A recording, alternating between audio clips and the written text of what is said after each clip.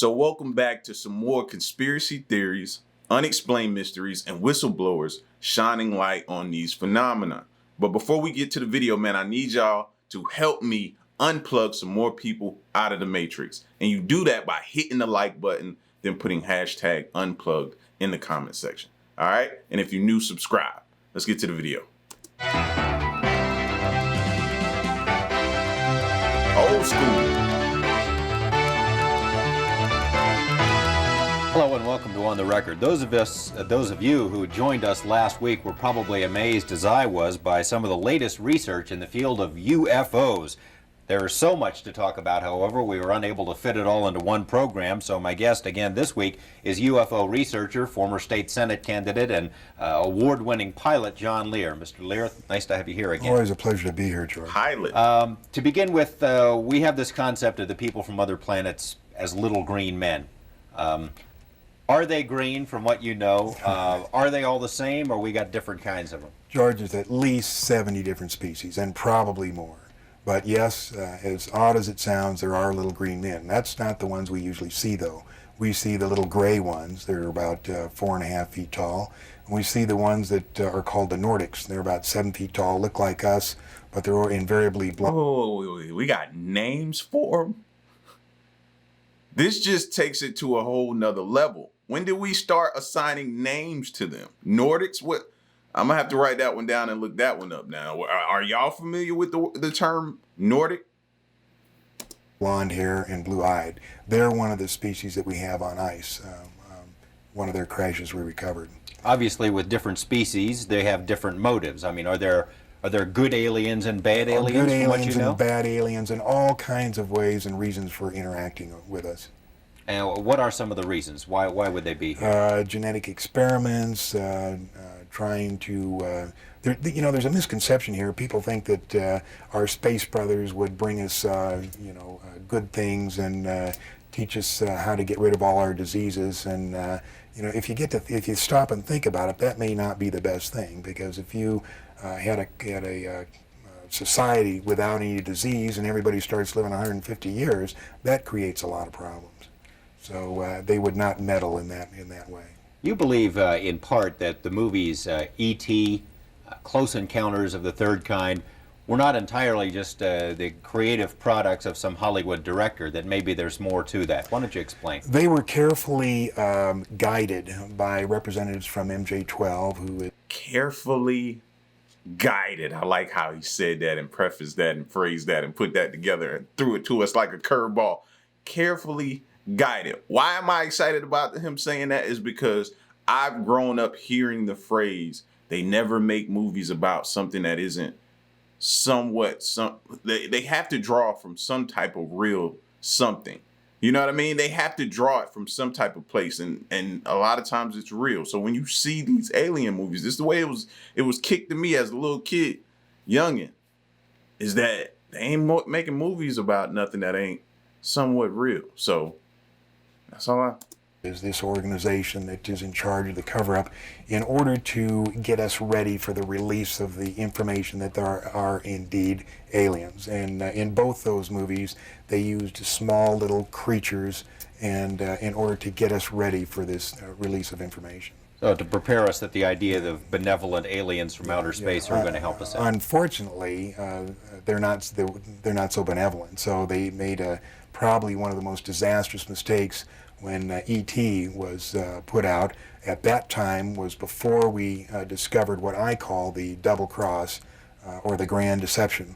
And they were trying to get us used to the benevolent little creatures, but that isn't the case.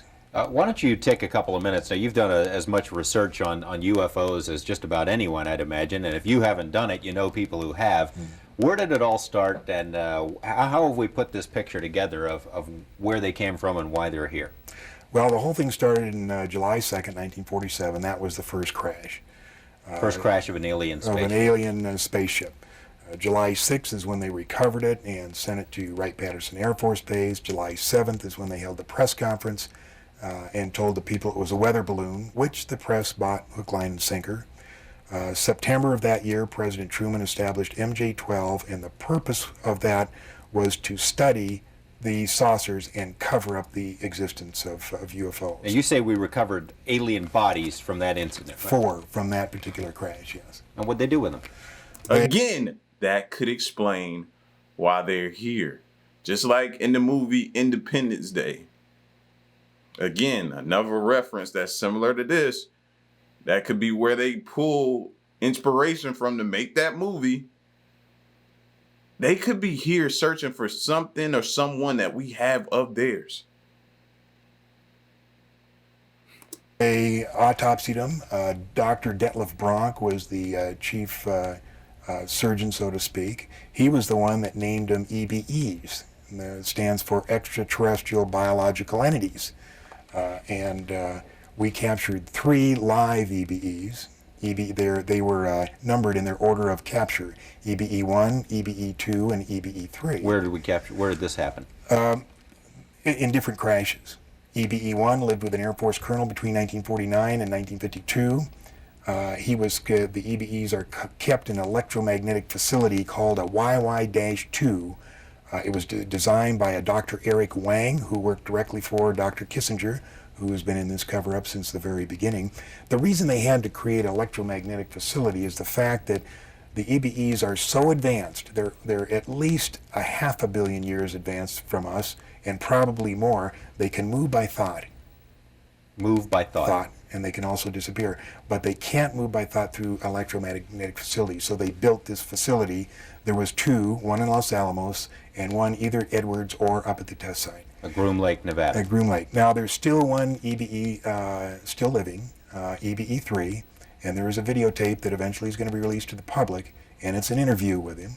As hard as that may sound, as hard as that may be to believe, there is a videotape of an interview with EBE3. And what is this language that they No. What is this interview? Where is this interview? Has it been suppressed? Did it come out? Is there anybody who was around back in those times that's in the comment section somewhere? I'm pretty sure if it was released, it'd be out all over, plastered all over the internet, especially today with all of this stuff going back and forth with Congress and all of that. Where did anybody see that? The interviewers. I haven't seen the tape, so I don't know. But on this trip I told you I took gathering all this information, a guy in Albuquerque handed me 25 secret CIA memos. And if anything can be humorous in all of this, one of these memos, in the body of the text, it said, by the way, EBE3 wants to see the ocean. We better make the arrangements or he'll disappear again. So while he couldn't get out of this facility, he could make himself disappear and cause him a lot of trouble. What is their fascination with the ocean? What? Is that maybe why we still haven't discovered so much of the ocean? What is the fascination? You always hear, or you hear pilots saying they dip down into the ocean. What's going on? Now, can they exist among us? Is that what you're saying, or do they have to have this special environment? They have to be able special to environment, special air. It's my understanding they can only last about 20 minutes in this air. You were saying also these gray ones are the ones that we see most of the time, and you said that most of that there are a lot of different motives for them being here. The gray ones, what kind of a deal we got going with them? Is that the bunch that you suggest we've made a deal with for military technology? Well, I think we made a deal with them, and their ultimate, what they want to do is regenerate their own race. Now, apparently they've either had some kind of nuclear accident, or they're on the backside of a evolutionary genetic curve, and they're going downhill instead of uphill. In other words, in the autopsies, of which I have 2, we found out that their digestive system is atrophied. They can't eat through their mouth anymore. You know how they eat? Well, these cattle mutilations, they take the hormones and the enzymes from those cattle and they spread it on their skin, and their skin absorbs the nutrients and then excretes the waste back through their skin. And if you read Whitley Strieber's book or listen to him talk, he talks about when he's seen them doing this to their skin, and they're scraping the waste off. Now, these cattle mutilations, there's been a film made about that, and perhaps in a couple of minutes we can take a look at some. We talked about that. The story in, was it Texas? I believe, might have been Texas, where all of the cows were coming up just looking slaughtered, and all these cattle they found dead. I wonder if that's any relation. That's what they were they were signaling that it was pointing to that it was possibly some UFO, because they never seen the cattle be slain and slaughtered the way they were, dead the way they were, the way they ran up on them. I think all the blood had been drained and stuff like that. It was crazy. It was crazy. Check that video out. Excerpt of that. Yeah, Strange Harvest was a good one. But another thing that happened here on March 4th, there was a documentary released on the best UFO photos that have been taken so far, including 1 minute and 38 seconds of videotape. Now, what happened is in November, this guy took these photos, took it into the TV station. They thought it was great, but nobody would believe it. So they spent 3 months checking the validity of the, authenticating the videotape and checking out the credibility of the witness. And when they had it all down, they put out this documentary, 30 minutes. I mean, it's ironclad. They're here. But do you think it got on the network? No, it was just showed locally in Pensacola. We have some of that, and perhaps when we come back, we can take a look at it. So stay with us for more of On the Record. Amy Rylance.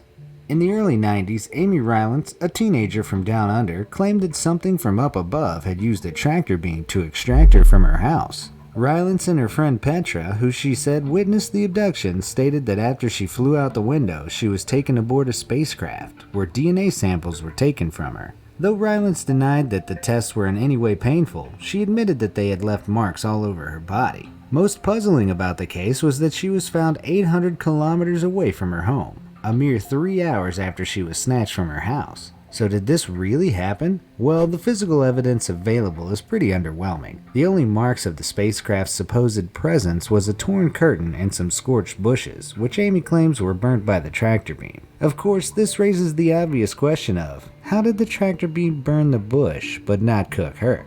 Number 9. Jesse Long. A supposed frequent flyer of some planet's Earthling Studies and Abductions Department, Jesse Long claims aliens have been abducting him since childhood. According to Long, he and his brother were playing in the woods when they saw a round structure that paralyzed them, before a tall, slender creature emerged. Apparently, the aliens have kept on returning for Long. On some notable occasions, he alleges they even took some of his sperm and used it to create human-alien hybrid babies. What stands out as confusing about this case is, why did they need to extract sperm from him multiple times? According to his account, the aliens used his seed to create a total of 9 kids. Yet a tablespoon of semen usually contains over 100,000 sperm, meaning that they extracted far more than they needed. Unless the extra extractions were meant to make Long enjoy his abductions. I have a hard time believing that ETs would spend light years in transit to continue gratuitously milking one man. Number 8. Antonio Villa. I wouldn't be so fast to just kind of just brush that off. Why? That could make sense though, bro, if you think about it. Them extracting that from him and making that within themselves to try to be able to live amongst us. Maybe figure out how to breathe our air.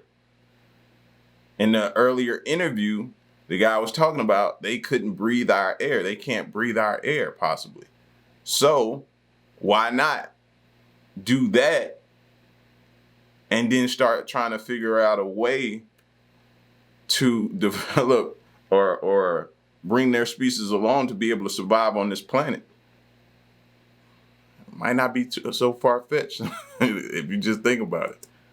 To continue gratuitously milking one man. Number 8. Antonio Villalobos.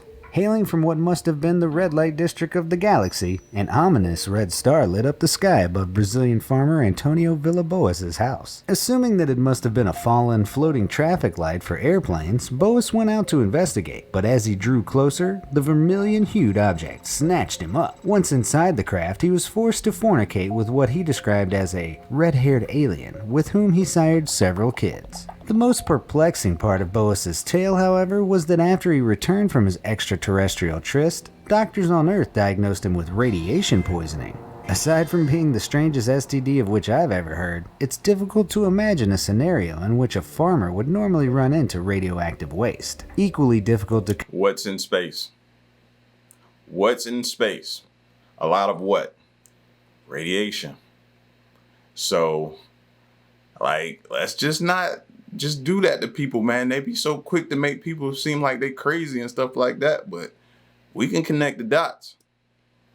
Comprehend is what was the aliens' game plan for that night? Did they plan on landing their craft in a field and simply mating with the first creature that came to investigate? The world may never know. Number 7. Travis Walton.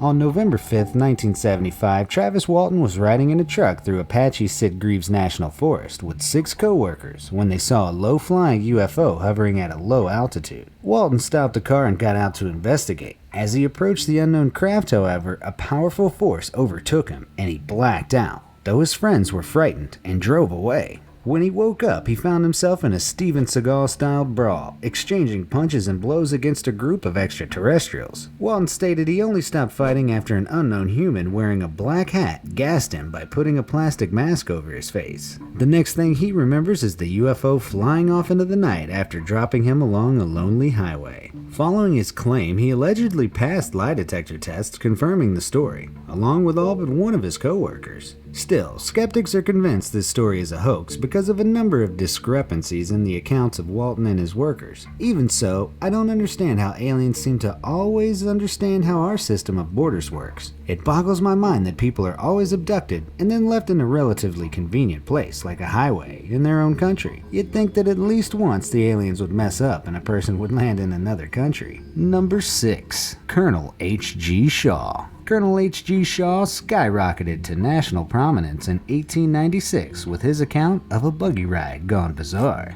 According to Colonel Shaw, while riding near Stockton, he came upon a downed metallic craft. Almost immediately, 3 7-foot-tall extraterrestrial creatures stepped out of the vehicle, making a warbling sound as they walked. Either the tractor beam had yet to be invented, or these spacemen had bought the budget bracket model of their spaceship company's product line, because Shaw reported that they tried to manually carry him into their craft. When they saw he was too heavy, they gave up and flew off in chagrin. Regardless of whether this is true or not, if your weight is interfering even with the ability of aliens to abduct you, you might want to hit the gym. Colonel Shaw, however, was not the only one around that year to report seeing a space vehicle. In what was coined the Great Airship Wave of 1896, over 1,500 sightings of UFOs were documented that year. However, subsequent investigations revealed most were either planets, hoaxes, or practical jokes. Some commentators at the time also believed Thomas Edison might have been behind experimenting with new beta-phase vehicles. Personally, I believe it's far more likely that lack of public familiarity with blimps and balloons was responsible for the influx of mistaken accounts. Number 5. Barney and Betty Hill. Barney and Betty Hill were driving home one night after a road trip to the Niagara Falls when they saw a glowing orb skirting the face of the moon. At first they assumed it was a shooting star, but quickly changed their minds when they saw it was moving upwards. So they decided to give chase to the orb in their 1957 Chevy Bel Air. Eventually the chasers became the chased as the object closed in on them. It hovered over their car and enveloped them in a beam that made them feel a tingling sensation. Hours later, What was the end goal there? Well, I didn't understand. What were y'all trying to accomplish there? You know what I'm saying? Why am I going to follow something I have no clue what it is, what it could do to me, any of that? No.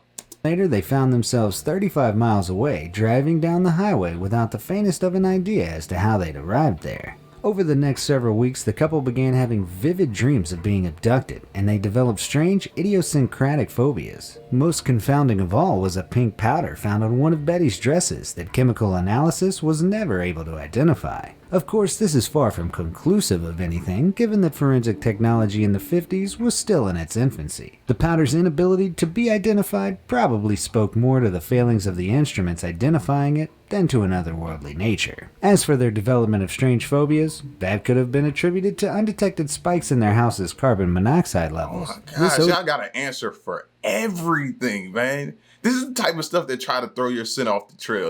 They put out stuff like this to try to sway you back in line so they can control your thought process and the way of thinking. No, we're not buying it. No. They just shoot down everything instead of investigating, giving these people a shot and listening to them and taking account of what they're saying. Y'all just automatically want to deem it as a hoax and say, oh, this is what it is. Oh, this person is crazy. Oh, this don't make sense. I've never heard this happening to somebody.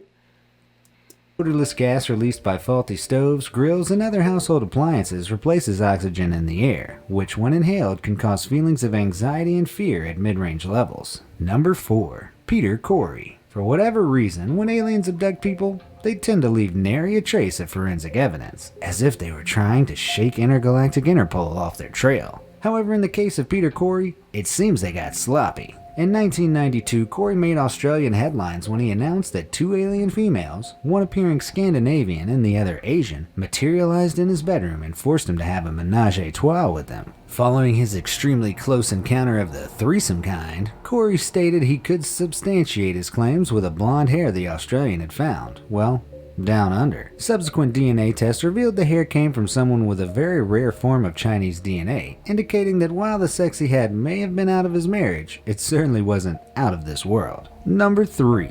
Frederick Valentich. Frederick Valentich was a flight student with ambitions of becoming a commercial pilot. But before he could take to the skies took him. While on a training flight in October of 1978, Valentich radioed into Melbourne Air Traffic Control asking about a craft that was approaching him from the east at 4,500 feet. ATC responded that there were no registered flights occupying that space, and that no vehicles were appearing on their radar screens. The craft continued to orbit above Valentich, and he reported that he felt it was toying with him. Moments later, he gave his final transmission, in which he said he was experiencing engine troubles. When asked on what type of machine the aircraft above him was, he simply responded, "It's not an aircraft," before sounds of metal crashing overtook his words. There are many explanations as to what may have happened to Valentich. One scenario is that he faked his disappearance. According to air traffic control records, his airplane never showed up on radar at the location where he claimed to be, and witnesses in a nearby town reported an unauthorized landing at around the time of his distress call. Why would he fake his death at the hands of, or tractor beam of, a UFO? Despite the case's superficial appearance as a preemptive attempt to ruin human-alien relations, the answer is probably much simpler. After having failed all 5 components of his commercial aviation tests multiple times, he might have needed a way to falsely reincarnate and try again. Number 2. Carol and Helen Thomas.